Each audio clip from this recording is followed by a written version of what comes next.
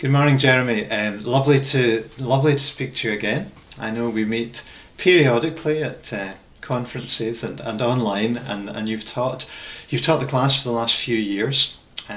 So it's fantastic to have an opportunity to speak to you about this topic of neuroscience, which I know is for a lawyer and commercial mediator, dare I say, a quirky interest, but I think a very important one. So I'm just going to ask a few questions, if that's okay with you. Absolutely. And let me just say, Charlie, thank you again for the invitation to speak. You're very avant-gardist, and I think not only in mediation, but even in your use of Zoom and having people intervene online. So kudos. This is all way beyond Corona, and it's always a pleasure doing this with you. Thank you. So I guess where I'd like to start it would be useful to know how did you start mediating? How did you get into mediation? And if you can lace into that, and when did you first start thinking that the way the brain works is important?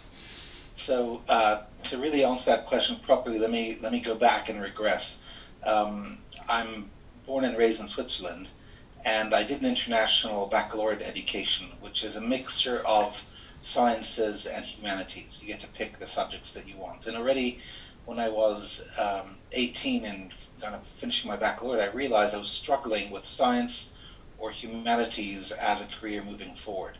And that basically led to patent law. For whatever it is, I did undergraduate studies in law and in physiological sciences. When I started to work in patent law, I went to America and I worked with a boutique litigation firm that did only patent litigation. So I qualified first as a barrister, so I already had more the advocacy in me. And then from that, I went to jury trial litigation in America. So, if I was already doped or primed to be aggressive and litigious, I was even more so when I got to America. And after several years of practicing patent litigation in America, the law firm I was at was asked by WIPO to get involved in setting up their ADR center. And with that came a mediation course. Because WIPO, as they were setting everything up, they organized, this must be around 96, something like that, right. A mediation training program. And it was a 2-day program, fantastic program with Bob Mnookin and Gary Friedman. Oh, yeah. And it was the first time they were doing it. And I have to be honest, the law firm at the time, all of us were poo-pooing mediation. We really thought this is a waste of time. Right. So when I went to accompany him, I did the mediation course more out of politeness to WIPO. And really my head was not in it.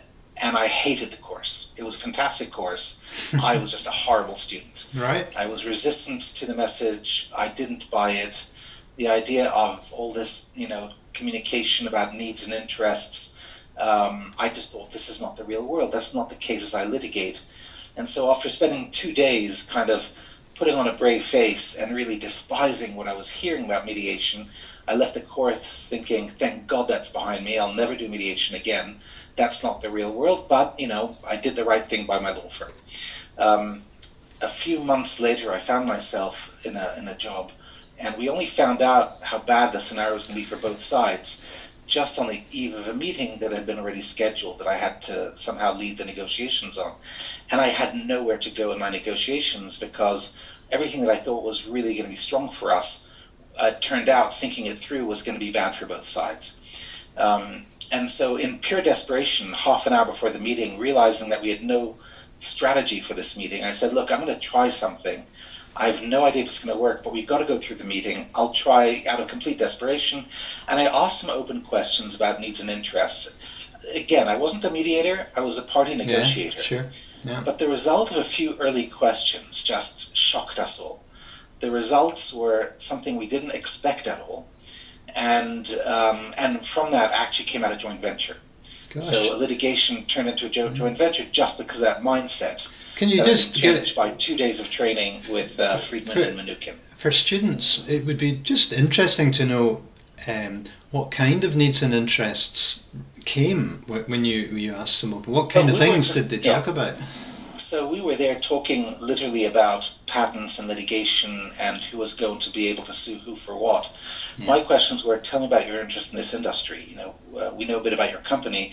Turned out that their vision for the future of diagnostics on a certain field was very similar to stuff we were interested in, that we started to work on ourselves. And they had an interesting theory and a device that was working, that was in research and development, and it all came out in the negotiations. Okay. And this device and what they were doing was far more interesting to us than the patents that we come to discuss. And so it was really a commercial interest on both sides. Yes, so the kind of classic expanding the pie, if you like. But I didn't realize I just thought, I'm going to go in and I'll throw some open questions, because I had to carry kind of the time of a meeting and go out of there not knowing what our strategy was. I was really trying to waste time to kind of think, what do we do? But it just happened to be the jackpot in terms of our interests and theirs on something much more important coincided.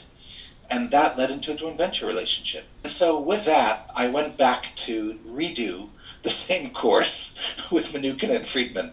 And you can imagine their faces falling when they saw me coming back in the following year. I'd been a difficult student, and I think they'd been very pleased to see the loss of me. But I came in saying, this time I'm here to listen. And I redid the same course, same introduction, and I started thinking, well, look, with the change that I saw, the sea change that I experienced, there's something here. I've got to understand it better. But at the same time that this happened, I was always interested in what happened in me. Why was this change? Why was I so resistant to something? And I couldn't see the possibilities. And I started thinking, there's got to be brain impact. What was my brain doing? And maybe I have a pathological brain. That's a possibility. So I went to see a person I knew from my undergraduate studies called Susan Greenfield. And we had a conversation. And so she was my tutor. So it was more like I was asking her questions about, what do we know about the brain? By now we're in 2002. I'm still curious, Jeremy. Lots of us have had those observations about the nature of mediation without necessarily looking to the brain. I wonder what triggered that thought in you. Well, for me, clearly, with the different trainings, I was very lucky. And I did some trainings with Austrian and German mediators. Right. That was just culturally, completely different. And the interesting thing about the Austrian-German model of mediation is they look at mediation not as a facilitated negotiation, but as a facilitated social process. And so they also don't like caucusing. They prefer co-mediation, but for them it's really, how do you trigger a quality of relationship that opens genuine dialogue back between people? So it's all really focusing on the dialogue and the interconnectivity part, rather than anything to do with what's the substance and what's the outcome you're trying to reach. So it's a very different kind of approach to it. And there already, they were talking about things about attention orientation, how do you focus attention, group behavior, group dynamics, systemic theory of groups, and that was already very different. And so there was a certain common underpinning that I was remembering some from early developmental biology studies, whatever, about the brain and social brain and how the brain is. Right. Nothing I'd really paid particular attention to, but all of these things, I've been doing some mediations already. I was noticing what today I'll refer to as out-of-group versus in-group scripts of behavior. These are patterns of innate behavior that are natural in all of us when we feel in tribe or out of tribe, so to speak, speaking with very kind of primitive language. And I went to see this tutor of mine at Oxford, and she said, look, all the studies in the brain that I'm aware of are pathological brains, they're lesions in the brain. A healthy brain, and what you are describing, I'm not sure there's much around about this, but by the way, there's a really good group in Geneva, Switzerland, which is where I'm from, and I was living back in Geneva at the time, and it turned out to be this unit was 200 meters away from where I live. So I'd been back home for around 5-6 years by then, and I had no idea that this unit was just down the road from me. And so I met the people there, and that turned into a relationship where, as I've continued to do my mediation practice, I was always kind of thinking, what can I try experimentally in my own mediations? Can you name check them? Who are they? Oh, so, well, at the time it was Klaus Scherer, who was the professor heading up the department here. Today, and the person who really drove it forward is a fellow by the name of David Sander, and it's a group of, I think they must be 320 neuroscientists now. But it's interdisciplinary. So they have anthropologists, they have lawyers, they have social community workers. They have even a small relationship with the law department at the university. And when Klaus first introduced me to David, who was at the time a senior person in his team but hadn't taken over as the head of CISA, that's the name of the group. It's the Center for Interdisciplinary, so in French it's Centre de la Faculté des Sciences Affectives, which is the interdisciplinary center for affective sciences, affective being emotion. Thank you. So that's a group of people. They have a lot of competency know-how, and we started talking about my interest in this, the work I was doing.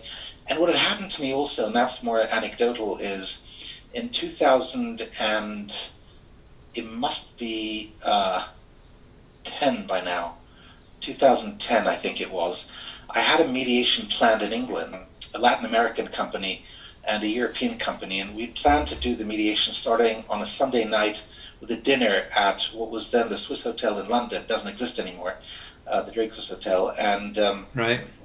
And we were going to meet there and have a dinner the night before and start the mediation the following day. One of my theories was to trigger an in-group script, get a meal going. Yeah. Food is a very natural need, so if we have a meal together, that will create that kind of sense of people get to know one another and they'll relax the next day when we start the formal mediation. The only rule at the dinner being we don't talk about the case. Just family, education, maybe the future of the industry was interesting. Yeah. But in any event, so I had that mediation set up with this dinner the Friday night at the Drake Swiss Hotel and a 2-day mediation following. And in the meantime, I thought I'll go back and see Susan Greenfield, who decided to do a brown bag lunch on the Friday with her students. And so there we are having a brown bag lunch, talking about my theories, about what I'm trying to do with a group of her students at the university. And the idea was the brain in conflict and peace. What I didn't know was that Susan Greenfield, being a bit of a rock star in the UK, she'd done all the TV series on the brain for the BBC. There was a BBC journalist in the day when I was doing my brown bag lunch. And as luck would have it, the journalist wrote a blog about what we discussed that day in the brown bag lunch. I had no idea about it. It's just that on Sunday afternoon, I get a phone call from the lawyer from one of the Latin American parties who had just literally landed in Heathrow. And he called me to ask me, was I the Jeremy Lack who was doing neuroscience and mediation and was using the brain to do mediation? And I said, what are you talking about? And he said, as I got on the plane, they handed me a paper, a local paper from that country. And as I was on the plane reading, there was a whole article about you and this professor at Oxford explaining how you're trying to use people's brains to understand conflict and how you're trying to change their patterns of thought. And we've landed here, we're in Heathrow. This is not what we signed up for. Wow. And we're terribly unhappy with this. We feel manipulated. And so that was a real shock to me. Yeah. And so we agreed that evening I was going to use the dinner that I planned on doing to give my first explanation of my theories of neuroscience and to the parties that I'd be mediating the next following day. Gosh, yeah. And the deal so was you suddenly were faced with a transparency that exactly. You may not have bargained for, but maybe not a bad practice. So ever since then I've been, I learned my lesson through that mediation. It was a brilliant mediation actually, because I was on the defensive. I was terribly apologetic. I said, look, I'll reimburse you the costs. I don't know what to do. If you're unhappy after the dinner, I'm trying to do it to help you have an optimal outcome. It's not to manipulate you to reach a compromise you don't want. And so they agreed to come through the dinner. I had to call the other parties. It was a big case. There ended up being 30 people in this mediation. So I ended up having a complex dinner where I had to give a presentation that lasted around an hour. But fortunately, they thought it was fascinating. And they said, okay, we're game. Try the mediation and we'll go ahead with this. And so it was very interesting because for the mediation, that was the other scary thing. They were saying, well, what do you think would be good for our brains now? And I was like, well, I don't know. Again, it's the blind leading the blind here. But let's avoid talking about numbers too early. This is a case with a very huge difference on numbers. Right. It's almost one of my biggest ever differences Yeah. on numbers. We're talking about three orders of magnitude difference on the numbers. Yeah. And so, but it became a social process through explaining things. They were fascinated by the theory. They understood the benefits of working in smaller groups.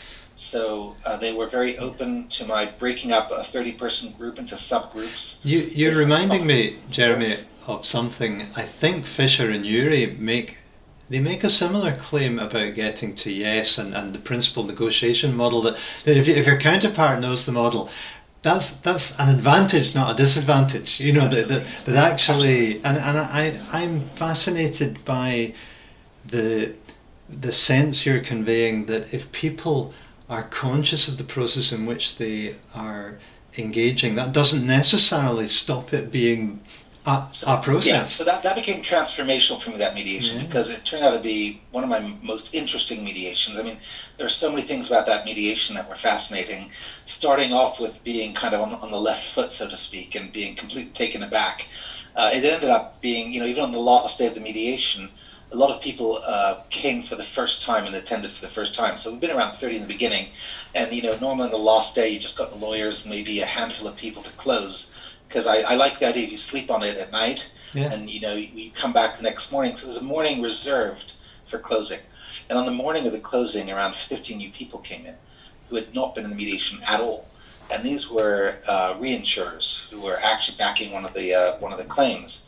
And so that was really interesting, having to kind of reopen the negotiation when we were closing. And it turned out they were not at all interested in reopening the negotiation.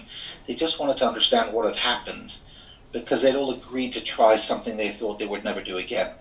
And they wanted to hear the logic. And so it was very positive as it turned out. It was one of these expanding the pie mediations where even the reinsurance companies had a new kind of product that they thought they were going to close that reopened as a result. So it was really an unusual case. So lots of learning points. But ever since, I thought, I got to be transparent about this. I never want to have that experience again. Yeah. So now it's on my website. People know that I dabble in this strange neuro-awareness stuff.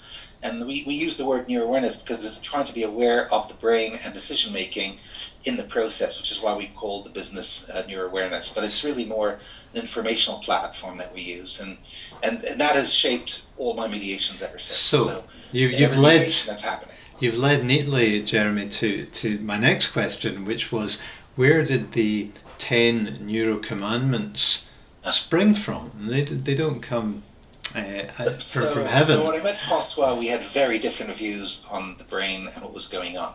He was also interested in neuroscience. He'd started reading up a lot of stuff about this. But it was interesting because I also discovered Ken Cloak had also been kind of reading up a lot about it, and he had his own personal interests he was developing. And then there was Richard Burke in Portland, who also had his own interests. Susan Hammer, God bless her soul, was also really interested in the field. And so, speaking to some experienced mediators, there was kind of this club of people who would admit, actually, I've been trying to understand neuroscience and how it relates to all of this. And we started just exchanging information amongst ourselves. And it was through trying the two of us, so the two of us, I'm not going to say civil mindset, European, whatever, Francophone speakers. We worked mainly in French, which may have had an influence. We thought, what's the structure and the logic to what we want to do? And with our kind of sense of humor, we thought of the 10 commandments of the brain and how they are, and we thought we'll turn them into the 10 neuro commandments. Oddly enough, that ended up upsetting some people very much. Really? In a US training, actually, we had some creationists and some Darwinists in the room, and it became really so. And we actually moved away from neuro commandments. And I'm a traditional practicing Jewish person, but I didn't think it would be an issue at all. In any event, we came up with the 10 commandments, which helped us to structure our thinking. We wanted the number 10 because of the 10 commandments. They can be kind of tongue in cheek. And today we've moved away from the 10 commandments, the 10 neuro commandments, and we talk much more in terms of 3 operating systems. Okay. So the 10 neuro commandments evolved into the tri-operating system model, and we are looking much more at what is happening in the brain, both genetically and environmentally, as being patterns, what we call sometimes heuristics, of innate patterns of behavior that we all have. Right. That just kind of automatically come into effect.